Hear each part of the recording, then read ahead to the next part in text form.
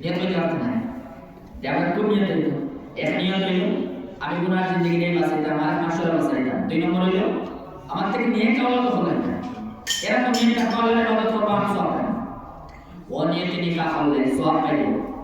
নবী ইসলাম ফরমাইলেন ওমান লাম ইস্তাতিয়া, যে মানুষের নিকাহ শক্তি নাই, এক মেরে পরোয়া নিয়ে রাখতো ব্যবস্থা করতো, এটা এই শক্তি তার আমাদের নাই, সমর্থ নাই। হে গুনাহ থেকে বাঁচার লাগে কিনা করতো ফালাইহি বিসসাওম, হে গুনাহ থেকে বাঁচার লাগে রোজা রাখো। ফাইন্না সাওমা লাহু ইজাউ, যদি রোজা রাখে রোজার দ্বারা তার নফস কন্ট্রোল হইতো। আমরা গুনাহ থেকে বাঁচার কি পরিমাণ শরীয়তে গুরুত্ব দেওয়া হয়েছে, নিজের নফসের নাজায়েজ চাহিদা কন্ট্রোল করা লাগে।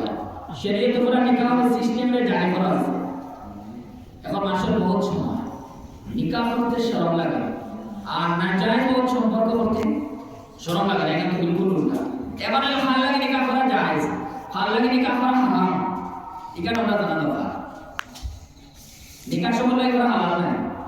কিছু মানুষের লাগে নিকাহ করা না জায়েজ, কিছু মানুষের লাগে নিকাহ করা মাকরুহ তাহরিম, কিছু মানুষের লাগে নিকাহ করা ফরজ, কিছু মানুষের লাগে নিকাহ করা ওয়াজিব, কিছু মানুষের লাগে নিকাহ করা সুন্নাত।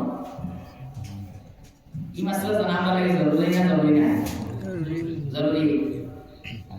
কার লাগে নিকাহ করা?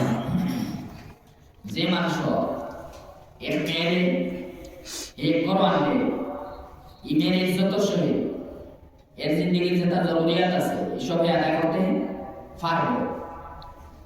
আবার লোকে যদি নিকাহ না করে তেহে বদকারি গুনার মধ্যে পড়বো, তার ইয়াকিন পুরা, তার পুরা বিশ্বাস যদি আমি নিকাহ না করে যে গুনার ফল পাবো।